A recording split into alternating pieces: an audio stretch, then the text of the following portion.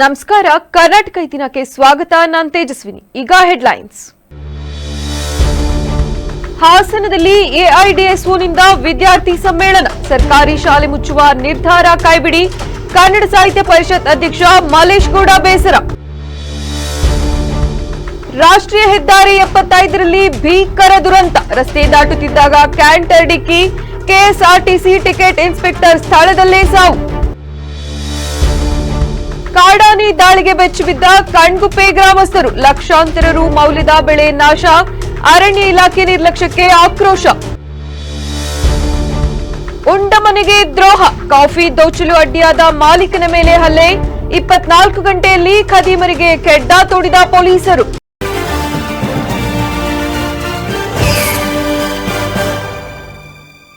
ವಾರ್ತೆಗಳ ವಿವರ. ಸರ್ಕಾರಿ ಶಾಲೆಗಳನ್ನು ಮುಚ್ಚಲು ಕಾರಣವಾಗುವ ಕೆಪಿಎಸ್ ಮ್ಯಾಗ್ನೆಟ್ ಯೋಜನೆಯನ್ನು ರಾಜ್ಯ ಸರ್ಕಾರ ಕೂಡಲೇ ಕೈಬಿಡಬೇಕೆಂದು ಆಗ್ರಹಿಸಿ all India democratic students organisation ವತಿಯಿಂದ ಶನಿವಾರದಂದು ನಗರದ ಕನ್ನಡ ಸಾಹಿತ್ಯ ಪರಿಷತ್ ಭವನದಲ್ಲಿ ಪ್ರಥಮ ಜಿಲ್ಲಾ ವಿದ್ಯಾರ್ಥಿ ಸಮ್ಮೇಳನ ಜರುಗಿತು. ಸಮಾವೇಶವನ್ನು ಉದ್ಘಾಟಿಸಿ ಮಾತನಾಡಿದ ಹಾಸನ ಜಿಲ್ಲಾ ಕನ್ನಡ ಸಾಹಿತ್ಯ ಪರಿಷತ್ತಿನ ಅಧ್ಯಕ್ಷರಾದ ಎಚ್ಎಲ್ ಮಾಲೇಶ್ ಗೌಡರು, ಸರ್ಕಾರಿ ಶಾಲೆಗಳು ಕೇವಲ ಪಾಠ ಹೇಳುವ ಕೇಂದ್ರಗಳಲ್ಲ, ಬದಲಿಗೆ ನಾಡಿನ ಸಂಸ್ಕೃತಿ ಮತ್ತು ಮಾನವೀಯ ಮೌಲ್ಯಗಳನ್ನು ಉಳಿಸಿ ಬೆಳೆಸುವ ತಳಹದಿ. ಆದರೆ ಈ ಶಾಲೆಗಳೇ ದುರ್ಬಲಗೊಳ್ಳುತ್ತಿರುವುದು ವಿಪರ್ಯಾಸ. ಪ್ರಾಥಮಿಕ ಶಿಕ್ಷಣ ಕ್ಷೇತ್ರವು ನಮಗೆ ತಿಳಿಯದ ಹಾಗೆಯೇ ಮೌನವಾಗಿ ಖಾಸಗೀಕರಣದ ಕಡೆಗೆ ಸಾಗಿದೆ. ಕೆಪಿಎಸ್ ಮ್ಯಾಗ್ನೆಟ್ ಶಾಲೆಗಳ ಹೆಸರಿನಲ್ಲಿ ಸಾವಿರಾರು ಸರ್ಕಾರಿ ಶಾಲೆಗಳನ್ನು ವಿಲೀನಗೊಳಿಸುವ ಅಥವಾ ಮುಚ್ಚುವ ಸರ್ಕಾರದ ನಿರ್ಧಾರ ಸಾರ್ವಜನಿಕ ಶಿಕ್ಷಣ ವ್ಯವಸ್ಥೆಯ ಬಲಹೀನತೆಯನ್ನು ಸಾರಿ ಹೇಳುತ್ತಿದೆ. ಈ ಕ್ರಮವು ಗ್ರಾಮೀಣ ಮಕ್ಕಳ ಶಿಕ್ಷಣದ ಹಕ್ಕಿಗೆ ಕುತ್ತು ತರುತ್ತದೆ. ಒಂದು ಕಡೆ ಸರ್ಕಾರಿ ಶಾಲೆಗಳನ್ನು ಉಳಿಸುವ ಮಾತುಗಳು ಕೇಳಿ ಬರುತ್ತಿದ್ದರೂ ಮತ್ತೊಂದೆಡೆ ರಾಜಕಾರಣಿಗಳ ಕಪಿಮುಷ್ಟಿಯಲ್ಲಿರುವ ಖಾಸಗಿ ಶಿಕ್ಷಣ ಸಂಸ್ಥೆಗಳು ಭಾರೀ ಬಂಡವಾಳ ಮತ್ತು ಪ್ರಭಾವದಿಂದ ಬಲಗೊಳ್ಳುತ್ತಿವೆ. ಸರ್ಕಾರಿ ಶಾಲೆಗಳಿಗೆ ಒದಗಿಸಬೇಕಾದ ಸಂಪನ್ಮೂಲಗಳು ಖಾಸಗಿ ವಲಯದತ್ತ ಹೆಚ್ಚು ಹರಿಯುತ್ತಿವೆ. ಶಿಕ್ಷಣ ಸಂಸ್ಥೆಗಳು ರಾಜಕೀಯ ನಾಯಕರ ಕೈಗೆ ಸಿಲುಕಿದಾಗಿನಿಂದ ಉತ್ತಮ ಶಿಕ್ಷಣ ನೀತಿಗಳು ಕೇವಲ ಕಾಗದದ ಮೇಲೆ ಉಳಿದು ಅನುಷ್ಠಾನಕ್ಕೆ ಮನಸ್ಸೇ ಮಾಡುತ್ತಿಲ್ಲ ಎಂದು ಬೇಸರ ವ್ಯಕ್ತಪಡಿಸಿದರು. ಅದನ್ನು ನಾನು ಸ್ವಾಗತಿಸುತ್ತೇನೆ. ಆದರೆ ಆ ಹೆಸರಿನಲ್ಲಿ ಅಕ್ಕಪಕ್ಕದ ಶಾಲೆಗಳನ್ನು ಮುಚ್ಚುವ ನಿರ್ಣಯಕ್ಕೆ ನನ್ನ ವೈಯಕ್ತಿಕವಾದ ವಿರೋಧವೂ ಇದೆ. ಅದನ್ನು ನೀವು ಬೆಂಬಲಿಸಿದ್ದೀರಿ. ಹಾಗಾಗಿ ನಿಮಗೆ ನಾನು ಆ ವಿಚಾರದಲ್ಲಿ ಸಂಪೂರ್ಣವಾದ ಬೆಂಬಲವನ್ನು ಕೊಡ್ತೇನೆ. ಇನ್ನೂ ಬಹಳ ಸೂಕ್ಷ್ಮವಾದಂತಹ ದ್ವಂದ್ವವನ್ನು ನೀವು ಗಮನಿಸಿ. ನಮ್ಮಲ್ಲಿ ಉನ್ನತ ಶಿಕ್ಷಣ ಮತ್ತೆ ಪ್ರಾಥಮಿಕ ಶಿಕ್ಷಣ ಅಂತಿದೆ. ಇಡೀ ದೇಶದಲ್ಲಿ ಪ್ರಾಥಮಿಕ ಶಿಕ್ಷಣವನ್ನ ಉಚಿತ ಶಿಕ್ಷಣವಾಗಿ ರೂಪಿಸಿ ಎಲ್ಲ ವಿದ್ಯಾರ್ಥಿಗಳಿಗೂ ಉಚಿತವಾದ ಶಿಕ್ಷಣ ದೊರೆಯುವ ಹಾಗೆ ನೋಡ್ಕೋಬೇಕು ಅನ್ನುವಂಥದ್ದು ಎಲ್ಲ ರಾಜ್ಯ ಸರ್ಕಾರಗಳ ಮತ್ತೆ ಕೇಂದ್ರ ಸರ್ಕಾರದ ಆಶಯ. ಅದರ ವಿಪರ್ಯಾಸ ಅಂದ್ರೆ ಪ್ರಾಥಮಿಕ ಶಿಕ್ಷಣ ನಮಗೇ ಗೊತ್ತಿಲ್ಲದ ಹಾಗೆ ಖಾಸಗೀಕರಣ ಆಗೋಗ್ಬಿಟ್ಟಿದೆ. ಪ್ರಾಥಮಿಕ ಶಿಕ್ಷಣ ಪೂರ್ಣವಾಗಿ ಖಾಸಗಿ ಶಿಕ್ಷಣ ಆಗಿದೆ.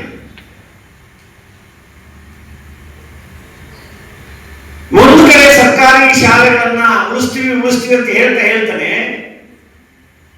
ರಾಜಕಾರಣಿಗಳ ಕಪಿಮುಷ್ಟಿಯಲ್ಲಿರ್ತಕ್ಕಂತಹ ಸಂಸ್ಥೆಗಳು ಬಲಿಷ್ಠವಾಗ್ತಿದ್ದಾರೆ.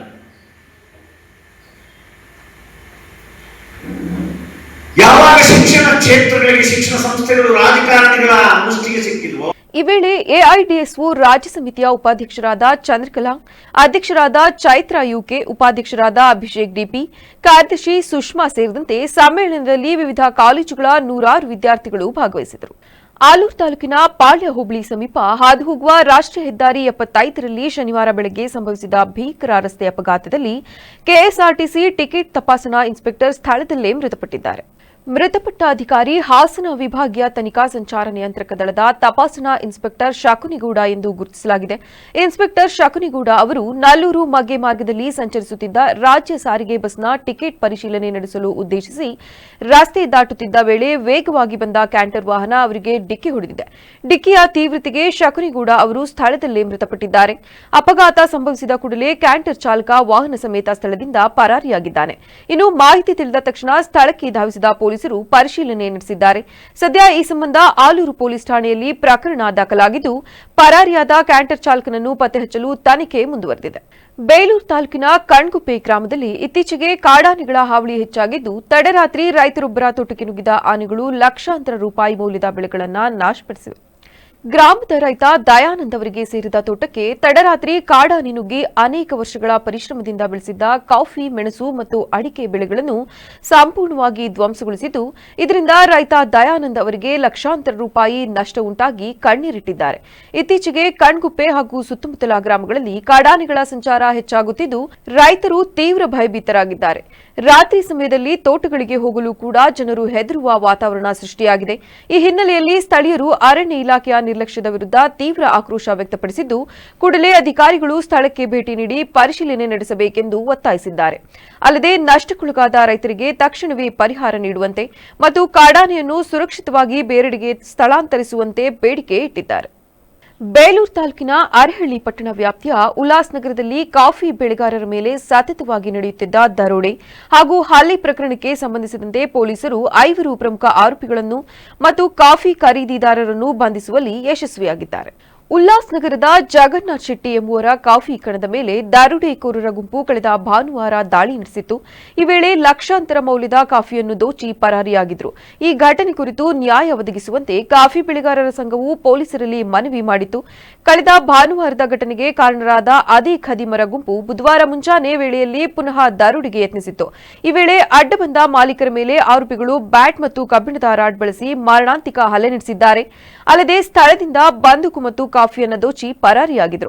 ಘಟನೆ ವರದಿಯಾಗುತ್ತಿದ್ದಂತೆ ಕಾಫಿ ಬೆಳೆಗಾರರ ಸಂಘ ಮತ್ತು ಗ್ರಾಮದ ಮುಖಂಡರು ಕೃತ್ಯವನ್ನು ತೀವ್ರವಾಗಿ ಖಂಡಿಸಿ ಆರೋಪಿಗಳನ್ನು ಕೂಡಲೇ ಬಂಧಿಸಿ ಪಟ್ಟಣದಲ್ಲಿ ಸುಸ್ಥಿತಿ ಕಾಪಾಡಲು ಕಟ್ಟುನಿಟ್ಟಿನ ಕ್ರಮ ಕೈಗೊಳ್ಳುವಂತೆ ಪೊಲೀಸರ ಮೇಲೆ ಒತ್ತಡ ಹೇರಿದರು.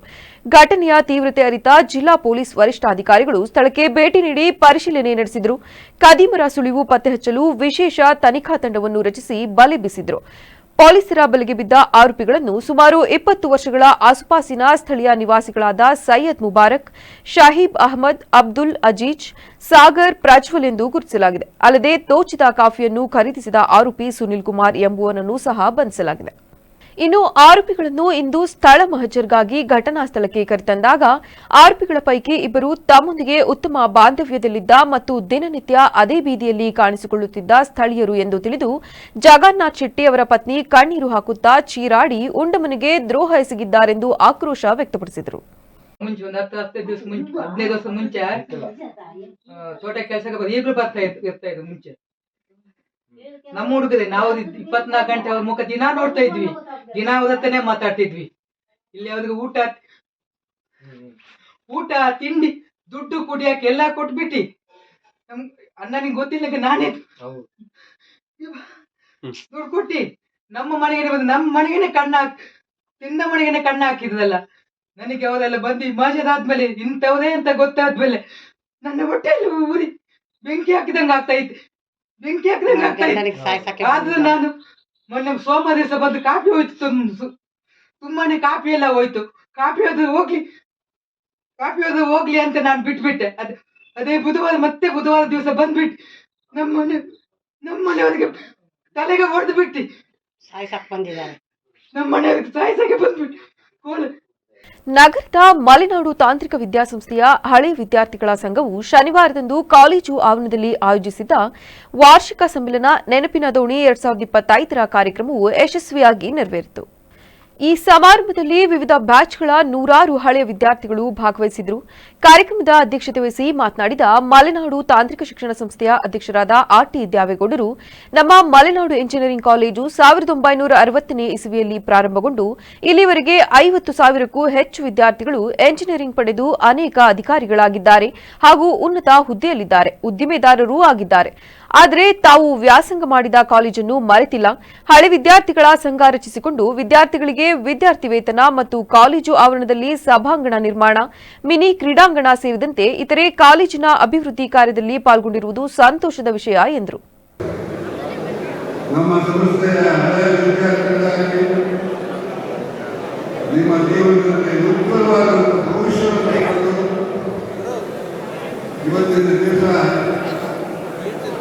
ಈ ಸಂಸ್ಥೆಯನ್ನು ನಿರ್ಮಿಸಿಕೊಂಡು ಸಂಸ್ಥೆಯಲ್ಲಿ ಪ್ರತಿ ವರ್ಷ ತಮ್ಮ ಕಷ್ಟವನ್ನು ಕೊಟ್ಟು ಈ ಸಂಸ್ಥೆಯ ಸಮಗ್ರ ಅಭಿವೃದ್ಧಿಗೆ ತಾವೆಲ್ಲ ಸಹಾಯಕರಾಗಿದ್ದಾರೆ. ಅದಕ್ಕೆ ನನ್ನ ಮೊದಲ ಬಾರಿಗೆ ಸಂಸ್ಥೆಯ ಅಧ್ಯಕ್ಷನಾಗಿ ನಾನು ಅಭಿನಂದನೆ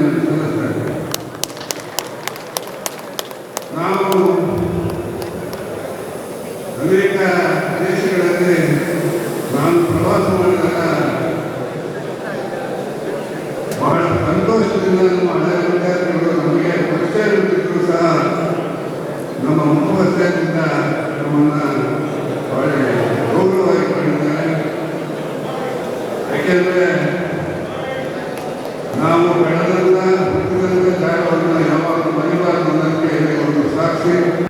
ಆರ್ಥಿಕವಾಗಿ ಹಿಂದುಳಿದ ಪ್ರತಿಭಾವಂತ ವಿದ್ಯಾರ್ಥಿಗಳಿಗೆ ನೆರವಾಗುವ ನಿಟ್ಟಿನಲ್ಲಿ ರೋಟರಿ ಬೆಂಗಳೂರು ದಕ್ಷಿಣ ಸಂಸ್ಥೆಯು 7ನೇ ವರ್ಷದ ಸ್ಕಾಲರ್ಶಿಪ್ ಅವಾರ್ಡ್ ಸೆರೆಮನಿ ಅಂಗವಾಗಿ ಮಲೆನಾಡು ಎಂಜಿನಿಯರಿಂಗ್ ಕಾಲೇಜಿನ 51 ವಿದ್ಯಾರ್ಥಿಗಳಿಗೆ 15 ಲಕ್ಷ ಮೊತ್ತದ ವಿದ್ಯಾರ್ಥಿ ವೇತನವನ್ನು ವಿತರಿಸಿತು. ಕಾರ್ಯಕ್ರಮದಲ್ಲಿ ಮಾತನಾಡಿದ ರೋಟರಿ ಬೆಂಗಳೂರು ದಕ್ಷಿಣ ಜಿಲ್ಲೆಯ ಪ್ರತಿನಿಧಿ ಹಾಗೂ ವಿದ್ಯುತ್ ನಿಗಮದ ಕಾರ್ಯಪಾಲಕ ಎಂಜಿನಿಯರ್ ಸುಮಂತ್ ಅವರು ಸಾಮಾಜಿಕ ಸೇವಾ ಕಾರ್ಯಗಳಲ್ಲಿ ಅದರಲ್ಲೂ ಆರ್ಥಿಕವಾಗಿ ಹಿಂದುಳಿದ ವಿದ್ಯಾರ್ಥಿಗಳಿಗೆ ಸಹಾಯ ಮಾಡುವುದು ನಮ್ಮೆಲ್ಲರ ಮನೋಭಾವನೆಯಾಗಬೇಕು. ವಿದ್ಯಾರ್ಥಿ ವೇತನ ಪಡೆದ ವಿದ್ಯಾರ್ಥಿಗಳು ಇದರ ಸದುಪಯೋಗ ಪಡೆದುಕೊಂಡು ತಮ್ಮ ವೃತ್ತಿಜೀವನ ಆರಂಭಿಸಿದಾಗ ಇತರರಿಗೆ ಸಹಾಯ ಮಾಡುವ ಗುಣವನ್ನು ನಿಮ್ಮಲ್ಲಿ ಬೆಳೆಸಿಕೊಳ್ಳಬೇಕೆಂದು ಕಿವಿಮಾತು ಹೇಳಿದರು.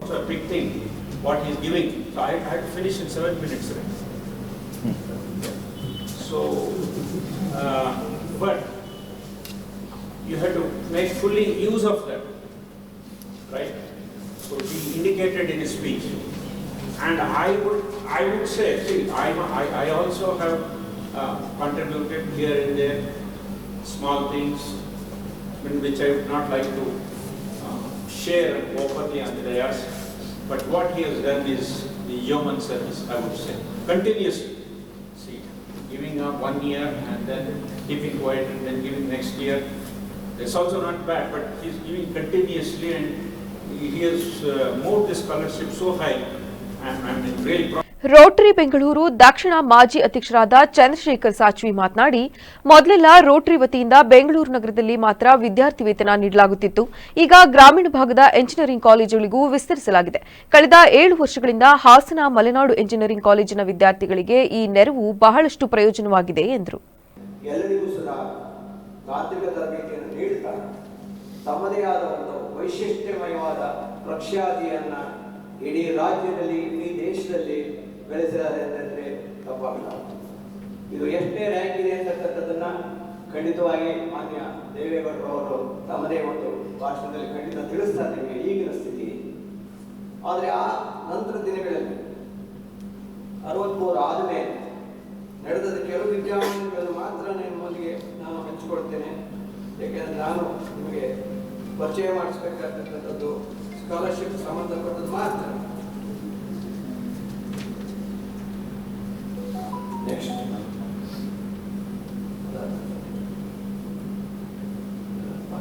ಕಾರ್ಯಕ್ರಮದ ಅಧ್ಯಕ್ಷತೆ ವಹಿಸಿದ್ದ ಮಲೆನಾಡು ತಾಂತ್ರಿಕ ಶಿಕ್ಷಣ ಸಂಸ್ಥೆಯ ಅಧ್ಯಕ್ಷರಾದ ಆರ್ಟಿ ದ್ಯಾವೇಗೌಡರು ಮಾತನಾಡಿ, ಬೆಂಗಳೂರು ರೋಟರಿ ಸಂಸ್ಥೆಯವರು ಅತ್ಯುತ್ತಮ ಕೆಲಸ ಮಾಡುತ್ತಿದ್ದಾರೆ. ಇವರ ಕಾರ್ಯವು ನಿರಂತರವಾಗಿ ನಮ್ಮ ಸಂಸ್ಥೆಯ ವಿದ್ಯಾರ್ಥಿಗಳಿಗೆ ಪ್ರಯೋಜನ ನೀಡುತ್ತಿದೆ ಎಂದು ಶ್ಲಾಘಿಸಿದರು.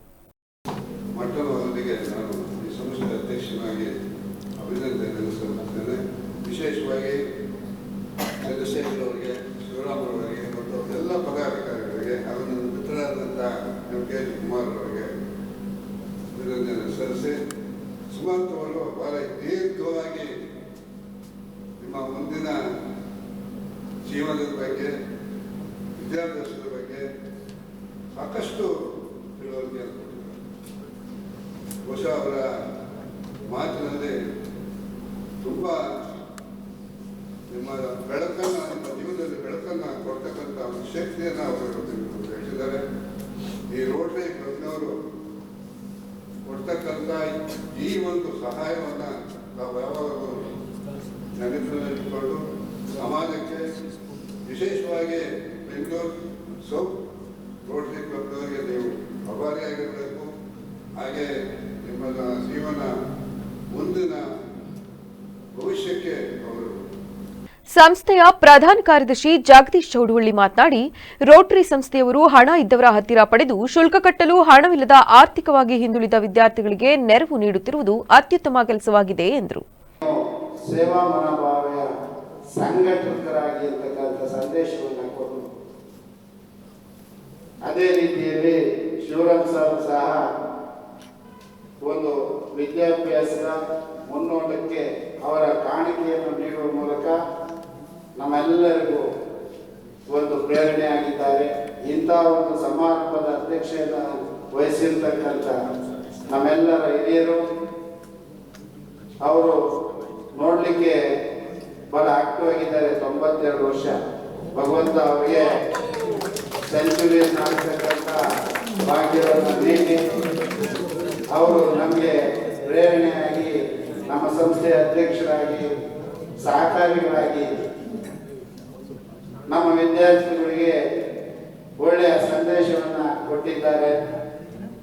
ಅವರ ಪಕ್ಕದಲ್ಲಿರ್ತಕ್ಕಂತಹ ನಮ್ಮ ಟ್ರೆಸರರಾದಂತಹ ಪಾಶುನಾಥ್ ಅವರು ನಮ್ಮ ವಿದ್ಯಾಭ್ಯಾಸದ ಸಕಲ ಸರ್ವಾಂಗೀಣ ಅಭಿವೃದ್ಧಿಗೆ ಸಹಕಾರಿಗಳಾಗಿದ್ದಾರೆ. ಅದೇ ರೀತಿಯ ನಮ್ಮ ಆತ್ಮೀಯ ಮಿತ್ರರು. And that is the beauty of the youth of this country. And I am happy that you are doing very well. Then time given is only 7 minutes. Already it's up very much. And that is the amazing youth of India. Once I believe that the beauty of India, and your Indian youth are supposed to be the most intelligent youth in the world. You're supposed to. Once again, China fellow and an Indian, they are dining in a restaurant. The China fellow said that the archaeological department dug for nearly 300. ಕಾರ್ಯಕ್ರಮದಲ್ಲಿ Rotary ಸಂಸ್ಥೆಯ ಅಧ್ಯಕ್ಷರಾದ ಶಿವರಾಮ್, ಹಾರ್ನಳ್ಳಿ ಉನ್ನತ ಶಿಕ್ಷಣ ಸಂಸ್ಥೆಯ ಉಪಾಧ್ಯಕ್ಷರಾದ dB Hemant Kumar, Malenadu international ಶಾಲೆಯ ಉಪಾಧ್ಯಕ್ಷರಾದ B R Rajashekhar, AVK PU ಕಾಲೇಜಿನ ಉಪಾಧ್ಯಕ್ಷರಾದ ನಾಗರಾಜ್ ಜೈನ್ ಸೇರಿದಂತೆ ಮತ್ತಿತರರು ಉಪಸ್ಥಿತರಿದ್ದರು. ಜಾಯ್ ಆಫ್ ಗಿವಿಂಗ್ ಕಾರ್ಯಕ್ರಮದ ಅಂಗವಾಗಿ ಹಾಸನದ ಮಲ್ನಾಡ್ ಹಿಪ್ಪೋ ಕ್ಯಾಂಪಸ್ ಇಂಟರ್ನ್ಯಾಷನಲ್ ಶಾಲೆಯ ವಿದ್ಯಾರ್ಥಿಗಳು ಸೇವಾ ಕಾರ್ಯದಲ್ಲಿ ತೊಡಗಿಸಿಕೊಂಡು ಮಾನವೀಯತೆ ಮೆರೆದಿದ್ದಾರೆ. ಮಲ್ನಾಡ್ ಟೆಕ್ನಿಕಲ್ ಎಜುಕೇಷನ್ ಸೊಸೈಟಿ ಮತ್ತು ಹಿಪ್ಪೋ ಕ್ಯಾಂಪಸ್ ಲರ್ನಿಂಗ್ ಸೆಂಟರ್ನ ಸಹಯೋಗದೊಂದಿಗೆ ಕಾರ್ಯನಿರ್ವಹಿಸುತ್ತಿರುವ ಈ ಶಾಲೆಯ ವತಿಯಿಂದ ಹಾಸನ ಸಮೀಪದ ಅಗಿಲಿ ಗ್ರಾಮದಲ್ಲಿರುವ ತೇಜೋದಯ ನಿರಾಶ್ರಿತರ ಆಶ್ರಮಕ್ಕೆ ಅಗತ್ಯ ದಿನಸಿ ಸಾಮಗ್ರಿಗಳು ಮತ್ತು ಇತರ ವಸ್ತುಗಳನ್ನು ದಾನವಾಗಿ ನೀಡಲಾಯಿತು. ಶಾಲೆಯ ಈ ನೆರವಿನ ಕಾರ್ಯವನ್ನು ಆಶ್ರಮದ ನಿರ್ವಾಹಕರು ಶ್ಲಾಘಿಸಿದರು. ಇದರ ಜೊತೆಯಲ್ಲಿ ಶಾಲೆಯ ವಿದ್ಯಾರ್ಥಿಗಳು ಹಾಸನದಲ್ಲಿರುವ ಕಾಮಧೇನು ಸರ್ಕಾರಿ ವಿದ್ಯಾಶ್ರಮದ ಅಧೀನದಲ್ಲಿರುವ ವೃದ್ಧಾಶ್ರಮಕ್ಕೂ ಭೇಟಿ ನೀಡಿದರು. ಅಲ್ಲಿನ ವೃದ್ಧರೊಂದಿಗೆ ವಿದ್ಯಾರ್ಥಿಗಳು ಆತ್ಮೀಯವಾಗಿ ಸಮಯ ಕಳೆದು ಅವರೊಂದಿಗೆ ಮಾತನಾಡಿ ತಮ್ಮ ಪ್ರೀತಿ ಮತ್ತು ಸಹಾನುಭೂತಿಯನ್ನು ವ್ಯಕ್ತಪಡಿಸಿದರು. ವಿದ್ಯಾರ್ಥಿಗಳ ಈ ಸಾನ್ನಿಧ್ಯವು ವೃದ್ಧರಲ್ಲಿ ಸಂತಸ ಮೂಡಿಸಿತು. ಸಮಾಜಕ್ಕೊಂದು ಒಳ್ಳೆ ಕೊಡಬೇಕು ಅನ್ನೋ ಉದ್ದೇಶದಿಂದ ನಾವು ಮಾಡಬೇಕು. ಎಷ್ಟು ವರ್ಷದಿಂದ ಸ್ಟಾರ್ಟ್ ಮಾಡಿ? 4 ವರ್ಷ. ನಿಮಗೆ ಗೌರ್ಮೆಂಟಿಂದ ಏನಾದರೂ ದುಡ್ಡು ಏನಾದರೂ ಕೊಡ್ತಾರಾ? ಇಲ್ಲ, ಈ ಥರ ಇವಾಗ ನಮ್ಮ ಸ್ಕೂಲ್ ಮಕ್ಕಳು ಕೊಟ್ಟಿದ್ದಾರೆ, ಅದೇ ರೀತಿ 10 ಜನರಿಂದ ಕೊಟ್ಟಿದ್ದಾರೆ. ಎಷ್ಟು ಜನ ಇದೆ? ಅವ್ರನ್ನೆಲ್ಲ ಹೇಗೆ ನೋಡ್ಕೊತೀರಾ? ನೀವು ಒಬ್ಬರೇ ನೋಡ್ಕೊತೀರಾ? ಇಲ್ಲ, ನೋಡಿದ್ದಾರೆ ಅವ್ರು ಕೊಟ್ಟಿರೋ ಸಂಸ್ಥೆ ಇದೆ. ಇವರೆಲ್ಲ ಹೇಗೆ ಸಿಗ್ತಾರೆ ನಿಮಗೆ? ಇವರೆಲ್ಲ ರಸ್ತೆ ಬದಿ ಇದ್ದಂಥವ್ರು. ಇವರೆಲ್ಲ ಡಿಪಾರ್ಟ್ಮೆಂಟ್, ಪೊಲೀಸ್ ಡಿಪಾರ್ಟ್ಮೆಂಟಿಂದ ಲೆಟ್ರ್ ಮಾಡಿಸಿ ಅವ್ರ ಕಡೆಯಿಂದ ಕರ್ಕೊಂಡು ಎಲ್ಲ ಥರ ಆ ಥರ ಏನಿಲ್ಲ, ಶಿಕ್ಷಣ ಇಲ್ಲ, ಆ ಥರ ಏನಿಲ್ಲ, ಎಲ್ಲ ಥರನೂ ಮಾಡಿ ಎಲ್ಲ ಥರ. ಇವ್ರಿಗೆ ಏನಾದರೂ ಹೆಲ್ತ್ ಇಶ್ಯೂಸ್ ಇದೆ, ಅದೆಲ್ಲ ಕ್ಯೂರ್ ಮಾಡೋಕ್ಕೆ ಜಾಸ್ತಿ ಖರ್ಚಾಗುತ್ತಲ್ಲ, ಅದನ್ನು ನೋಡ್ಕೊತೀರಾ? ಹೌದು, ನೋಡ್ಕೊಳ್ಳಿ. ಗೌರ್ಮೆಂಟ್ ಹಾಸ್ಪಿಟಲ್ ಮಾಡಿ ಅದೇನಿದೆ ಬೇಲೂರಿನಲ್ಲಿಂದು ಲಕ್ಷ್ಮೀಪುರದಲ್ಲಿನ ಶ್ರೀ ವೀರಾಂಜನೇಯ ಸ್ವಾಮಿಯ ಜಯಂತಿ ಮಹೋತ್ಸವ ಸಾವಿರಾರು ಭಕ್ತಾದಿಗಳೊಂದಿಗೆ ಸಡಗರ ಸಂಭ್ರಮದಿಂದ ನಡೆಯಿತು. ದೇಗುಲದಲ್ಲಿ ಹನುಮನಿಗೆ ವಿಶೇಷ ಮಹಾಮಂಗಳಾರತಿ ನಡೆಸಿ ಭಕ್ತರಿಗೆ ತೀರ್ಥ ಪ್ರಸಾದ ವಿನಿಯೋಗ ಮಾಡಿದರು. ದೇಗುಲದ ಆವರಣದಲ್ಲಿ ಹಮ್ಮಿಕೊಂಡ ಲಕ್ಷ್ಮೀ ನಾರಾಯಣ ಹೃದಯ ಹೋಮ ಹಾಗೂ ಆಂಜನೇಯ ಮೂಲಮಂತ್ರ ಹೋಮಕ್ಕೆ ದೇಗುಲ ಸಮಿತಿ ಸದಸ್ಯರು ಪೂರ್ಣಾಹುತಿ ಅರ್ಪಿಸಿದರು. ಪಟ್ಟಣದ ಲಕ್ಷ್ಮೀಪುರದಲ್ಲಿನ ಶ್ರೀ ವೀರಾಂಜನೇಯ ಸ್ವಾಮಿಯ ಜಯಂತಿ ಮಹೋತ್ಸವ ಸಾವಿರಾರು ಭಕ್ತಾದಿಗಳೊಂದಿಗೆ ಸಡಗರ ಸಂಭ್ರಮದಿಂದ ನಡೆಯಿತು. ಶನಿವಾರ ಬೆಳಗ್ಗಿನಿಂದಲೇ ಗಣಪತಿ ಪೂಜೆ, ಪುಣ್ಯಾಹ ವಾಚನ, ಸಂಕಲ್ಪ ಪೂರ್ವಕ ಶ್ರೀ ಸ್ವಾಮಿಗೆ ಫಲಪಂಚಾಮೃತ ಅಭಿಷೇಕ, ಪವಮಾನ ಪಂಚಸೂಕ್ತ ಅಭಿಷೇಕ, ಗಣಪತಿ ಹೋಮ, ನವಗ್ರಹ ಹೋಮ, ರಾಮತಾರಕ ಹೋಮ, ಆಂಜನೇಯ ಮೂಲಮಂತ್ರ ಹೋಮ, ಪೂರ್ಣಾಹುತಿ, ಮಹಾಮಂಗಳಾರತಿ, ತೀರ್ಥ ಪ್ರಸಾದ ವಿನಿಯೋಗ ಮಾಡಲಾಯಿತು. ಈ ಎಲ್ಲಾ ಪೂಜಾ ಕೈಂಕರ್ಯಗಳನ್ನು ಪ್ರಧಾನ ಅರ್ಚಕರು ಹಾಗೂ ಪುರೋಹಿತ ವೃಂದದವರು ನಡೆಸಿಕೊಟ್ಟರು. ಬೇಲೂರಿನಲ್ಲಿ 13ನೇ ವರ್ಷದ ಹನುಮ ಜಯಂತಿ ಮಾಡ್ತಾ ಇದ್ದೀವಿ. ತುಂಬ ಸಂಖ್ಯೆಯಲ್ಲಿ ಜನ ಬಂದಿದ್ದಾರೆ. ಅವರಿಗೇನು ಮುಂದಿನ ವರ್ಷ ಇನ್ನೂ ಅದಕ್ಕಿಂತ ಹೆಚ್ಚಾಗಿ ಜನ ಬರಬೇಕು ಅಂತೇಳಿ ಕೇಳ್ಕೊಳ್ತೀವಿ. ಹಾರ ಆಗಿರ್ಬೋದು, ಹಾರ ನೆಹರು ಸರ್ಕಲಿಂದ ಆಗಿರ್ಬೋದು, ಕೋಟೆಯಿಂದ ಆಗಿರ್ಬೋದು, ನಗರ ಸುತ್ತಮುತ್ತಲ ಹಳ್ಳಿಗಳಿಂದನೂ ಹಾರಗಳು ಬಂದಿದೆ. ಆಂಜನೇಯ ಎಲ್ಲರಿಗೂ ಒಳ್ಳೇದು ಮಾಡಲಿ. ಆಂಜನೇಯ ಕೃಪೆ ಇಡೀ ಬೇಲೂರು ತಾಲೂಕು ಜನತೆ ಮೇಲೆ ಇರಲಿ. ಜೈ ಶ್ರೀರಾಮ್. ಜೈ ಶ್ರೀರಾಮ್. ಬೇಲೂರು ಪಟ್ಟಣದ ಪ್ರಮುಖ ಪ್ರವಾಸಿ ತಾಣವಾದ ಚೆನ್ನಕೇಶವ ಸ್ವಾಮಿ ದೇವಸ್ಥಾನದ ಮುಂಭಾಗದಲ್ಲಿನ ಉಚಿತ ಶೌಚಾಲಯ ಮತ್ತು ಪಾರ್ಕಿಂಗ್ ಪ್ರದೇಶಗಳಲ್ಲಿನ ಸ್ವಚ್ಛತೆ ಮತ್ತು ನಿರ್ವಹಣಾ ಅವ್ಯವಸ್ಥೆಯನ್ನು ಪುರಸಭೆ ಅಧ್ಯಕ್ಷೆ ಉಷಾ ಸತೀಶ್ ಅವರು ಪರಿಶೀಲನೆ ನಡೆಸಿದ ವೇಳೆ ಗಮನಿಸಿ ಸಂಬಂಧಪಟ್ಟವರಿಗೆ ತೀವ್ರ ಗಂಭೀರ ಎಚ್ಚರಿಕೆ ನೀಡಿದರು. ಮೊದಲಿಗೆ ಉಚಿತ ಶೌಚಾಲಯಕ್ಕೆ ಭೇಟಿ ನೀಡಿದ ಅಧ್ಯಕ್ಷರು ಅಲ್ಲಿ ಕಂಡುಬಂದ ಅಸ್ವಚ್ಛತೆ, ಗಬ್ಬು ವಾಸನೆ ಹಾಗೂ ಸಂಜೆ ವೇಳೆ ಬೇಗನೆ ಬಾಗಿಲು ಹಾಕುತ್ತಿದ್ದ ನಿರ್ವಾಹಕರ ನಿರ್ಲಕ್ಷ್ಯದ ಬಗ್ಗೆ ತೀವ್ರ ಅಸಮಾಧಾನ ವ್ಯಕ್ತಪಡಿಸಿದರು. ದೇವಸ್ಥಾನಕ್ಕೆ ಪ್ರತಿದಿನ ಸಾವಿರಾರು ಭಕ್ತರು ಮತ್ತು ಪ್ರವಾಸಿಗರು ಬರುತ್ತಾರೆ. ಶೌಚಾಲಯದ ಈ ಸ್ಥಿತಿಯು ಪ್ರವಾಸಿಗರ ಅನುಭವಕ್ಕೆ ಕಳಂಕ ತರುತ್ತಿದೆ ಎಂದು ತೀವ್ರ ಗಂಭೀರವಾಗಿ ಹೇಳಿದ ಅಧ್ಯಕ್ಷೆ ನಿರ್ವಾಹಕರಿಗೆ ಕಟ್ಟುನಿಟ್ಟಿನ ಎಚ್ಚರಿಕೆ ನೀಡಿದರು. ಪ್ರಸಿದ್ಧ ಆಗಿರೋದು ಎಲ್ಲರಿಗೂ ಗೊತ್ತಿದೆ. ವಿದೇಶಗಳಿಂದಲೂ ಸಹ ಇಲ್ಲಿ ಬರ್ತಿದ್ದಾರೆ. ಮತ್ತು ಇವಾಗ ಏನು 2 ತಿಂಗಳಿದೆ ಎಲ್ಲ ಶೈಕ್ಷಣಿಕ ಪ್ರವಾಸಕ್ಕೆ ಎಲ್ಲ ಮಕ್ಕಳು ಬರ್ತಾರೆ. ಮತ್ತು ಶಬರಿಮಲೆ ಅವ್ರು ಮಾಲೆ ಹಾಕಿದ್ದರೂ ಸಹ ದೇವಸ್ಥಾನ ದರ್ಶನಕ್ಕೆ ಬರ್ತಾರೆ. ನಾವು ಸ್ವಚ್ಛತೆಯಿಂದ ಇರಬೇಕು, ನಮ್ಮ ಕರ್ತವ್ಯ ಅಲ್ವೇ. ನಾವು ಪ್ರತಿನಿತ್ಯ ಬೆಳಗ್ಗೆ 5 ಗಂಟೆಗೆ ಪುರಸಭೆಯವ್ರು ಬಂದು ನೀಟಾಗಿ ಎಲ್ಲ ದೇವಸ್ಥಾನ ಸರೌಂಡಿಂಗ್ ಎಲ್ಲ ಕ್ಲೀನ್ ಮಾಡ್ತಿರ್ತಾರೆ. ಆದರೂ ನೋಡಿ ಮಧ್ಯಾಹ್ನದಲ್ಲೆಲ್ಲ ಇಷ್ಟೊತ್ತಿಗೆ ಹಿಂಗೆಲ್ಲ ಗಲೀಜೆಲ್ಲ ಆಗಿರುತ್ತೆ. ಮತ್ತು ಮೂಲಭೂತ ಸೌಕರ್ಯ ಇದೆ, ಕುಡಿಯೋ ನೀರಿನ ವ್ಯವಸ್ಥೆನೇ ಇಲ್ಲಿ ಕಾಣಿಸ್ತಿಲ್ಲ. ಪಾಪ ಬೇರೆ ಇಲ್ಲಿಂದನೂ ಬಂದಿರ್ತಾರೆ, ಅವ್ರಿಗೆಲ್ಲ ಒಂದು ಕುಡಿಯೋ ನೀರಿನ ವ್ಯವಸ್ಥೆ ಆಗಿರ್ಬೋದು, ಶೌಚಾಲಯದ ವ್ಯವಸ್ಥೆ ಆಗಿರ್ಬೋದು, ಮತ್ತು ನೈಟ್ ಎಲ್ಲ ಇಲ್ಲಿ ಸ್ಟೇ ಆಗೋರೆಲ್ಲ ಇರ್ತಾರೆ, ಅವ್ರಿಗೊಂದು ಸ್ಥಾನದ ವ್ಯವಸ್ಥೆ ಆಗಿರ್ಬೋದು. ಬಟ್ ಇವಾಗ ಇಲ್ಲಿ ಕೇಳಿದಾಗ ಶೌಚಾಲಯದವ್ರು ಏನಂತ ಉತ್ತರ ಕೊಡ್ತಾರೆ ಅಂದರೆ, ಇಲ್ಲ ಮೇಡಮ್ ನಾವು 7:15 ನಾವು ಕ್ಲೋಸ್ ಮಾಡೋದು, ಆ ಥರ ಉಡಾಫಿ ಉತ್ತರ ಕೊಡ್ತಿದ್ದಾರೆ. ಬಟ್ ಅದು ಆಗಬಾರ್ದಲ್ವಾ? ಬೆಳಗ್ಗೆ 5 ಗಂಟೆಗೆ ಟೆನಿಕಷ್ಟು ನೀವು ಓಪನ್ ಮಾಡಿಸ್ಲೇಬೇಕು. ಮತ್ತು ರಾತ್ರಿ 10 ಗಂಟೆ ತನಕ ಒಂದು 2-3 ತಿಂಗಳು ಪಾಪ ಇವಾಗೆಲ್ಲ ಪ್ರವಾಸಿಗರು ಇವಾಗಲೇ ಬರೋದು ಅಲ್ವಾ. ಹಾಗಾಗಿ ನೀಟಾಗಿ ನೋಡ್ಕೊಳ್ಳಿ. ದೇವಸ್ಥಾನದ ಏನು ಸರೌಂಡಿಂಗ್ ಇದೆ ಎಲ್ಲ ಕಡೆ ಇರಬೇಕು. ನಾವು ಬೆಳಗ್ಗೆ ಯಾವ ಥರ ಕ್ಲೀನ್ ಮಾಡೋಗಿರ್ತೀವಿ ಸಂಜೆ ತನಕ ಅದೇ ಥರ ಮೇಂಟೈನ್. ನಂತರ ಮಾತನಾಡಿದ ಪುರಸಭೆ ಮುಖ್ಯಾಧಿಕಾರಿ ಬಸವರಾಜು ಕಾಟಪ್ಪ ಸಿಗ್ಗಾವಿ, ಸ್ಥಳೀಯ ದೂರುಗಳ ಹಿನ್ನೆಲೆಯಲ್ಲಿ ಪರಿಶೀಲನೆ ನಡೆಸಿದಾಗ ಹಲವು ಕಡೆ ಕಸ ಚೆಲ್ಲಾಡುತ್ತಿರುವುದು ಮತ್ತು ಕಸದ ಡಬ್ಬಿಗಳ ಕೊರತೆ ಕಂಡುಬಂದಿತ್ತು. ಮಾಧ್ಯಮಗಳಲ್ಲಿ ಈ ವಿಷಯ ವರದಿಯಾದ ನಂತರ ಅಧಿಕಾರಿಗಳು ಎಚ್ಚೆತ್ತುಕೊಂಡು ಹೊಸ ಕಸದ ಡಬ್ಬಿಗಳನ್ನು ಹಾಕಿದ್ದಾರೆ. ಮತ್ತೆ ಕಸವನ್ನು ಹರಡಿದರೆ ಮೇಲಾಧಿಕಾರಿಗಳಿಗೆ ವರದಿ ಕಳುಹಿಸಲಾಗುವುದು ಎಂದು ತಿಳಿಸಿದರು. ದೇವಸ್ಥಾನಕ್ಕೂ ಭೇಟಿ ನೀಡಿ ಎಲ್ಲ ತಂದಿದ್ವಿ. ನಾನು ಹೇಳಿದ್ದೀನಿ ಈಗಾಗಲೇ ಏನು ದೇವಸ್ಥಾನದಿಂದ ಡಸ್ಟ್ಬಿನ್ ಖರೀದಿ ಮಾಡಿದ್ದಾರೆ, ಅವರು ಸುಮ್ಮನೆ ವೇಸ್ಟ್ ಆಗಲಿ ಇಟ್ಟಿದ್ದೀರಿ, ಅದನ್ನು ಇಡಬೇಡಿ. ಸಾರ್ವಜನಿಕ ಉಪಯೋಗಕ್ಕಾಗಿ ಬರ್ತಕ್ಕಂಥ ಜಾಗಗಳಲ್ಲಿ ದೇವಸ್ಥಾನದ ಹೊರಗಡೆ ಸುಮಾರು 4 ಮೂಲೆಯೂ ಇದೆ. ಎಲ್ಲ ಕಡೆಯೂ ಪ್ರವಾಸಿಗರು ಏನು ಮಾಡ್ತಾರೆ, ಎಲ್ಲ ಬಂದು ಅಲ್ಲೇ ಯೂಸ್ ಹೋಗ್ತಾರೆ. ಯೂಸ್ ಆಗಬೇಕು ಅಂತ ಹೇಳಿದ್ರೆ ದೇವಸ್ಥಾನ ಸುತ್ತಮುತ್ತ ಇಟ್ಟರೆ ಸಾರ್ವಜನಿಕರು ಅದನ್ನು ಬಳಕೆ ಮಾಡಿಕೊಂಡು ಉಪಯೋಗ ಮಾಡ್ಕೊತಾರೆ. ಹಾಗಾಗಿ ನಮಗೆ ಏನು ನಿರ್ವಹಣೆ ಮಾಡೋಕ್ಕೂ ಕೂಡ ನಮಗೆ ಸಮಸ್ಯೆ ಇದ್ದಾಗ ಅಂತ ಹೇಳಿದ್ವಿ. ಅದೇ ರೀತಿಯಾಗಿ ನಿನ್ನೆ ಕೂಡ ಸಂಜೆ ಮಾನ್ಯ ಜಿಲ್ಲಾಧಿಕಾರಿಗಳ ಅಧ್ಯಕ್ಷತೆಯಲ್ಲಿ ಒಂದು ಸಭೆಯನ್ನು ಕರೆದಿದ್ದರು. ಆ ಸಭೆಯಲ್ಲಿ ದೇವಸ್ಥಾನಗಳ ಇವರು ಹಾಜರಾಗಿದ್ದರು. ಆರ್ಕಿಟೆಕ್ಚರ್ ಡಿಪಾರ್ಟ್ಮೆಂಟ್ ಅವರು, ಟೂರಿಸಂ ಎಲ್ಲ ಡಿಪಾರ್ಟ್ಮೆಂಟ್ ಹಾಜರಾಗಿ ಆ ಒಂದು ಸಭೆಯಲ್ಲಿ ಭಾಗವಹಿಸಿದ್ರು. ಅಲ್ಲಿ ಒಂದು ಸ್ಟ್ರಿಕ್ಟಾಗಿ ಜಿಲ್ಲಾಧಿಕಾರಿ ಡೈರೆಕ್ಷನ್ ಕೊಟ್ಟಿದ್ದಾರೆ. ಏನು ಈ ಹಿಂದೆ ಪರಿಶೀಲನೆಯ ವೇಳೆ ಪುರಸಭೆ ಸದಸ್ಯೆ ಮೀನಾಕ್ಷಿ ವೆಂಕಟೇಶ್, ಪ್ರಭಾಕರ್, ಆರೋಗ್ಯಾಧಿಕಾರಿ ರೋಹಿತ್ ಹಾಗೂ ದೇವಾಲಯದ ಸಿಬ್ಬಂದಿಗಳು ಉಪಸ್ಥಿತರಿದ್ದರು.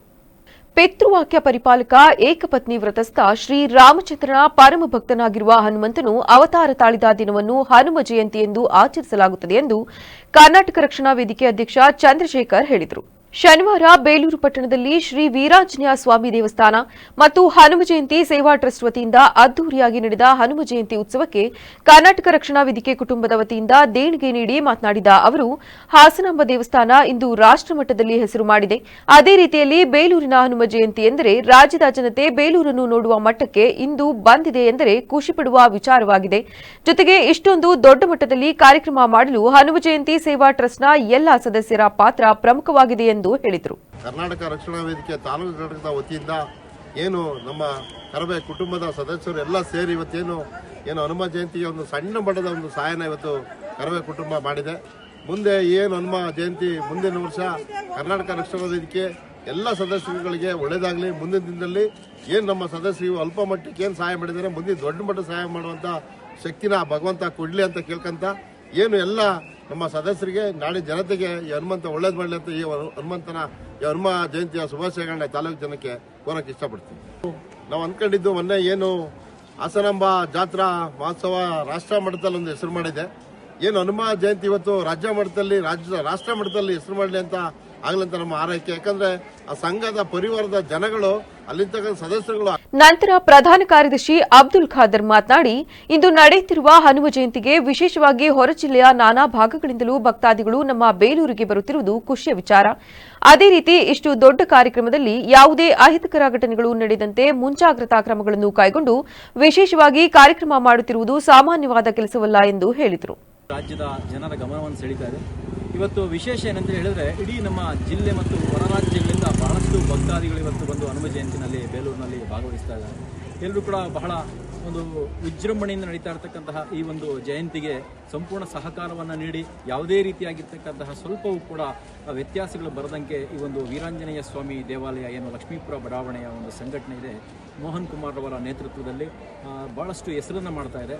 ಹಾಗೂ ಸೌಹಾರ್ದತೆ ಮತ್ತು ಸಹೋದರತ್ವಕ್ಕೆ ಹೆಚ್ಚಿನ ಒತ್ತನ್ನು ನೀಡುವುದರ ಮುಖಾಂತರ ಎಲ್ರಿಗೂ ಎಲ್ಲ ಹನುಮ ಭಕ್ತಾದಿಗಳಿಗೂ ಕೂಡ ಒಂದು ವಿಜೃಂಭಣೆಯಿಂದ ಒಂದು ಅವಕಾಶವನ್ನು ಇವತ್ತು ಮಾಡಿಕೊಟ್ಟಿರೋದು ಬೇಲೂರಿನ ಜನ ಶ್ಲಾಘನೆಗೆ ಒಂದು ಕಾರಣಕರ್ತರಾಗಿದೆ. ಅದೇ ರೀತಿ ಮುಂದಿನ ದಿನಗಳಲ್ಲಿ, ಮುಂದಿನ ವರ್ಷದಲ್ಲಿ ನಾವೀಗಾಗಲೇ ಹೇಳಿದ ಹಾಗೆ ಹೆಚ್ಚಿನ ಒಂದು ವಿಜೃಂಭಣೆಯಿಂದ ಈ ಒಂದು ಹನುಮ ಜಯಂತಿ. ಈ ಸಂದರ್ಭದಲ್ಲಿ ಕರ್ನಾಟಕ ರಕ್ಷಣಾ ವೇದಿಕೆ ಗೌರವಾಧ್ಯಕ್ಷ ಕುಮಾರ್, ಚಂದ್ರೇಗೌಡ, ಯುವ ಘಟಕದ ಅಧ್ಯಕ್ಷ ಮೋಹನ್, ಮಾಧ್ಯಮ ಸಲಹೆಗಾರ ದಿನೇಶ್ ಬೆಳ್ಳಾವರ, ಕಾರ್ಯದರ್ಶಿ ಪ್ರಸನ್ನ, ಸಾಂಸ್ಕೃತಿಕ ಘಟಕ ಅಧ್ಯಕ್ಷ ನರಸಿಂಹಸ್ವಾಮಿ, ಮದನ್, ಅಶ್ವಥ್ ಸೇರಿದಂತೆ ಮತ್ತಿತರರು ಹಾಜರಿದ್ದರು. ಜನಪ್ರತಿನಿಧಿಗಳು ದ್ವೇಷ ರಾಜಕಾರಣವನ್ನು ಬಿಟ್ಟು ಕ್ಷೇತ್ರದ ಅಭಿವೃದ್ಧಿಗೆ ಆದ್ಯತೆ ನೀಡಬೇಕು. ದ್ವೇಷ ರಾಜಕಾರಣದಿಂದ ಅಭಿವೃದ್ಧಿ ಕುಂಠಿತವಾಗುತ್ತದೆಯೇ ಹೊರತು ಯಾವುದೇ ಪ್ರಗತಿ ಸಾಧ್ಯವಿಲ್ಲ ಎಂದು ಪಿಎಲ್ಡಿ ಬ್ಯಾಂಕ್ ಉಪಾಧ್ಯಕ್ಷ ಹಾಗೂ ದಲಿತ ಮುಖಂಡ ವಾಲಹಳ್ಳಿ ವೀರೇಶ್ ಆರೋಪಿಸಿದರು. ಸಕಲೇಶಪುರದಲ್ಲಿಂದು ಸುದ್ದಿಗೋಷ್ಠಿಯಲ್ಲಿ ಮಾತನಾಡಿದ ಅವರು, ಕೊರಬತ್ತೂರು ಗ್ರಾಮ ಪಂಚಾಯಿತಿ ವ್ಯಾಪ್ತಿಯ ಬೇಳೂರು ಗ್ರಾಮದ ರಸ್ತೆ ಕಾಮಗಾರಿಗೆ ಸಂಬಂಧಿಸಿದಂತೆ ಶಾಸಕರ ವಿರುದ್ಧ ಗಂಭೀರ ಆರೋಪಗಳನ್ನು ಮಾಡಿದರು. ಬೇಳೂರು ಗ್ರಾಮದ ಶುಕ್ರವಾರ ಸಂತೆ ಕೊಡ್ಲಿಪೇಟೆ ಮುಖ್ಯ ರಸ್ತೆಯಿಂದ ಬೇಳೂರು ಗ್ರಾಮದವರೆಗೆ ಕಾಂಕ್ರೀಟ್ ರಸ್ತೆ ನಿರ್ಮಾಣಕ್ಕೆ ಮಾನ್ಯ ಸಚಿವ ಪ್ರಿಯಾಂಕ್ ಖರ್ಗೆ ಅವರು ಫೆಬ್ರವರಿ ತಿಂಗಳಲ್ಲಿ ಮುರಳೀಮೋಹನ್ ಅವರ ಕೋರಿಕೆಯ ಮೇರೆಗೆ 50 ಲಕ್ಷ ರು ವಿಶೇಷ ಅನುದಾನ ಮಂಜೂರು ಮಾಡಿದರು. ಇದಕ್ಕೆ ಮೇ ತಿಂಗಳಲ್ಲಿ ಜಿಲ್ಲಾ ಪಂಚಾಯತ್ ಅನುಮೋದನೆ ದೊರೆತಿದ್ದರೂ ಸರ್ಕಾರವು ಹಣ ಬಿಡುಗಡೆ ಮಾಡಿ ಸುಮಾರು 9 ತಿಂಗಳು ಕಳೆದರೂ ಇಲ್ಲಿವರೆಗೆ ಕಾಮಗಾರಿ ಆರಂಭವಾಗಿಲ್ಲ ಎಂದು ದೂರಿದರು. ಎಂಪಿ ಅವರು ಒಂದು ವಿಶೇಷ ಅನುದಾನವನ್ನು ನಮ್ಮ ಶ್ರೇಯಸ್ ಪಟೇಲ್ ಅವರು ಮತ್ತು ನಮ್ಮ ಮುರಳೀಮೋಹನ್ ಅವರು ವಿಶೇಷವಾಗಿ ಬೇಳೂರು ಗ್ರಾಮಕ್ಕೆ ಮಂಜೂರು ಮಾಡಿಸಿರ್ತಾರೆ. ಮಂಜೂರು ಮಾಡಿಸಿದಂಥ ಸಂದರ್ಭದಲ್ಲಿ ಈ ಕಾಮಗಾರಿಯನ್ನು ತುರ್ತಾಗಿ ಕೈಗೊಳ್ಳಿ ಅಂತ ಹೇಳ್ಬಿಟ್ಟು ಇಡೀ ಗ್ರಾಮಸ್ಥರು ಪತ್ರ ಕೊಟ್ಟಿರ್ತಾರೆ, ಬೇಗ ಬಂದು ಕಾರ್ಯಗಳು ತನ್ನಿ ಕಾಮಗಾರಿಯನ್ನು ಅಂತೇಳಿ. ಇವ್ರದ್ದು ಏನೋ ದುರುದ್ದೇಶ ಅಂತ ಗೊತ್ತಿಲ್ಲ. ಇವ್ರು ಹೇಳಿದಾಗೆ ಇಲ್ಲಿ ವಿರೋಧ ಪಕ್ಷ ಇವತ್ತು ಕಾಂಗ್ರೆಸ್ ಇದೆ, ಅವರಿಗೆ ಇವತ್ತು ಶಾಸಕರಿದ್ದಾರೆ ಅಧಿಕೃತವಾಗಿ, ಅದರ ವಿರೋಧ ಪಕ್ಷವಾಗಿ ಕಾಂಗ್ರೆಸ್ ಇದೆ. ಕಾಂಗ್ರೆಸ್ನವ್ರ ಕಡೆಯಿಂದ ಯಾವುದೇ ಕೆಲಸ ಕಾರ್ಯ ಆಗಬಾರ್ದು ಅನ್ನೋದು ಒಂದು ದುರುದ್ದೇಶ ಇಟ್ಕೊಂಡು ಆಗಿರ್ತಕ್ಕಂಥ 50 ಲಕ್ಷ ರೂಪಾಯಿ ಬಂದು ಹಣ ಬಿಡುಗಡೆ ಆದರೂ ಕೂಡ ಕಾಮಗಾರಿಯನ್ನು ಕೈಗೆತ್ತಿಕೊಳ್ಳದೆ ಯಾವ ಉದ್ದೇಶದಿಂದ. ತಾಲೂಕು ಪಂಚಾಯಿತಿ ಮಾಜಿ ಉಪಾಧ್ಯಕ್ಷ ಕೃಷ್ಣೇಗೌಡ ಮಾತನಾಡಿ, ಶಾಸಕರು ದುರುದ್ದೇಶದಿಂದ ಗ್ರಾಮಸ್ಥರನ್ನ ದಾರಿ ತಪ್ಪಿಸುವ ಕೆಲಸ ಮಾಡುತ್ತಿದ್ದಾರೆ. ಕೇಂದ್ರ ಪುರಸ್ಕೃತ ಯೋಜನೆಯಡಿ ಬಂದ ಅನುದಾನವನ್ನು ತಾವೇ ಮಾಡಿಸಿರುವುದಾಗಿ ಸುಳ್ಳು ಹೇಳುತ್ತಾ ಮತ್ತೊಂದೆಡೆ ಮುರಳೀಮೋಹನ್ ಅವರ ಪ್ರಯತ್ನದಿಂದ ಬಂದ ವಿಶೇಷ ಅನುದಾನವನ್ನು ತಡೆದು ವಾಪಸ್ ಕಳುಹಿಸಲು ಹುನ್ನಾರ ನಡೆಸಲಾಗುತ್ತಿದೆ ಎಂದು ಆರೋಪಿಸಿದರು. ಬಿಡುಗಡೆ ಮುಂಚೆನೆ ನನ್ನ ಸ್ಥಳೀಯ ಶಾಸಕರಾದಂಥ ಕರ್ನಾಟಕ ರಾಜ್ಯದ ಎಸ್ಸಿ ಮೋರ್ಚಾದ ರಾಜ್ಯಾಧ್ಯಕ್ಷರು, ಈ ಕ್ಷೇತ್ರದ ಸ್ಥಳೀಯ ಶಾಸಕರು ಈ ಬೆಳ್ಳೂರು ಗ್ರಾಮನ್ನ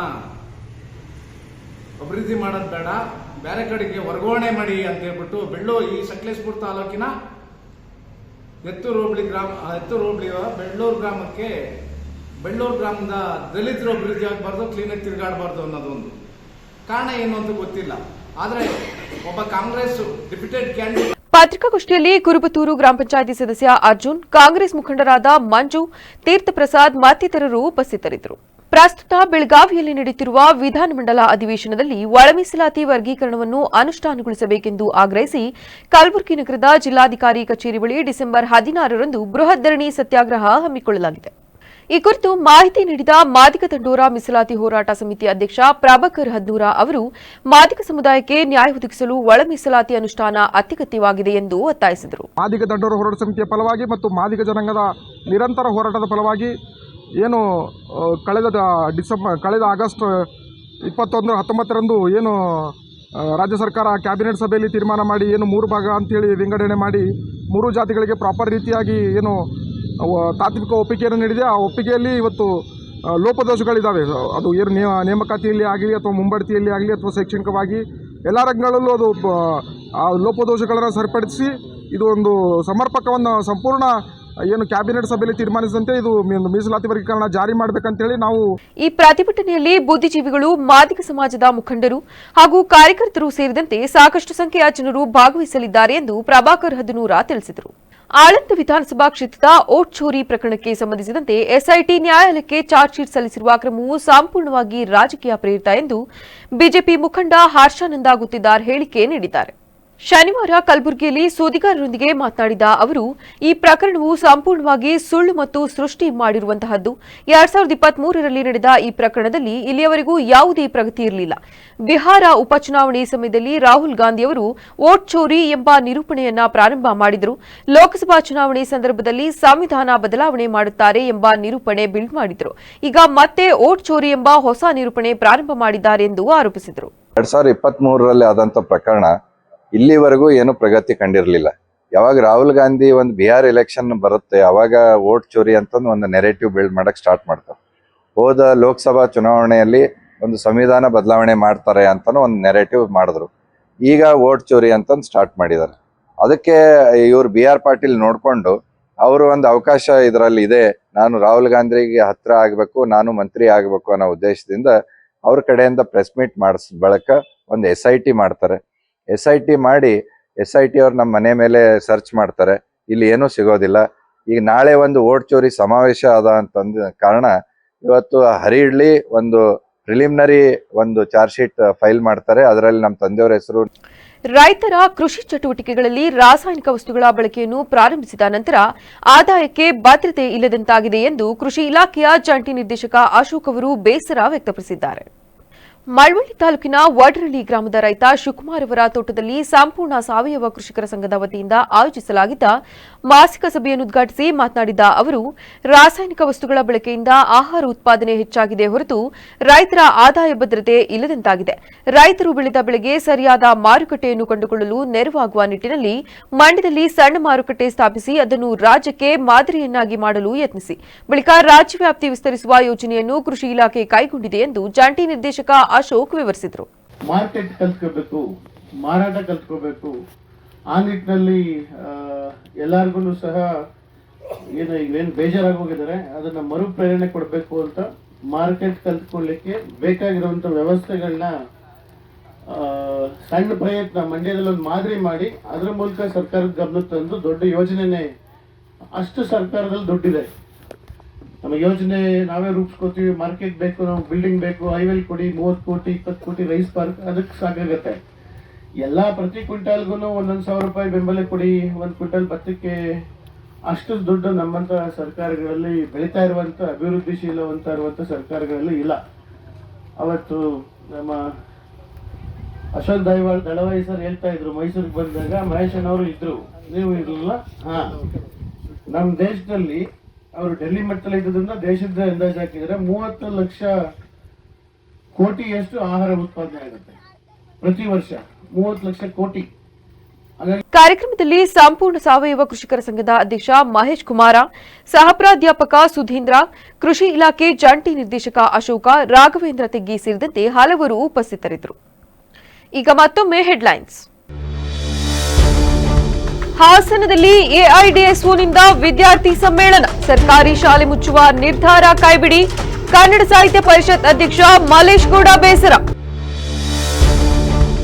ರಾಷ್ಟ್ರೀಯ ಹೆದ್ದಾರಿ 75ರಲ್ಲಿ ಭೀಕರ ದುರಂತ, ರಸ್ತೆ ದಾಟುತ್ತಿದ್ದಾಗ ಕ್ಯಾಂಟರ್ ಡಿಕ್ಕಿ, ಕೆಎಸ್ಆರ್ಟಿಸಿ ಟಿಕೆಟ್ ಇನ್ಸ್ಪೆಕ್ಟರ್ ಸ್ಥಳದಲ್ಲೇ ಸಾವು. ಕಾಡಾನೆ ದಾಳಿಗೆ ಬೆಚ್ಚಿಬಿದ್ದ ಕಣ್ಗುಪ್ಪೆ ಗ್ರಾಮಸ್ಥರು, ಲಕ್ಷಾಂತರ ರು ಮೌಲ್ಯದ ಬೆಳೆ ನಾಶ, ಅರಣ್ಯ ಇಲಾಖೆ ನಿರ್ಲಕ್ಷ್ಯಕ್ಕೆ ಆಕ್ರೋಶ. ಉಂಡ ಮನೆಗೆ ದ್ರೋಹ, ಕಾಫಿ ದೋಚಲು ಅಡ್ಡಿಯಾದ ಮಾಲೀಕನ ಮೇಲೆ ಹಲ್ಲೆ, 24 ಗಂಟೆಯಲ್ಲಿ ಖದೀಮರಿಗೆ ಕೆಡ್ಡ ತೋಡಿದ ಪೊಲೀಸರು. ಕ್ಷಣ ಕ್ಷಣದ ಸುದ್ದಿಗಾಗಿ ನೋಡ್ತಾ ಇರಿ ವಿವಿಸಿ ಟಿವಿ, ಸತ್ಯದ ಕಡೆ ನಮ್ಮ ನಡೆ.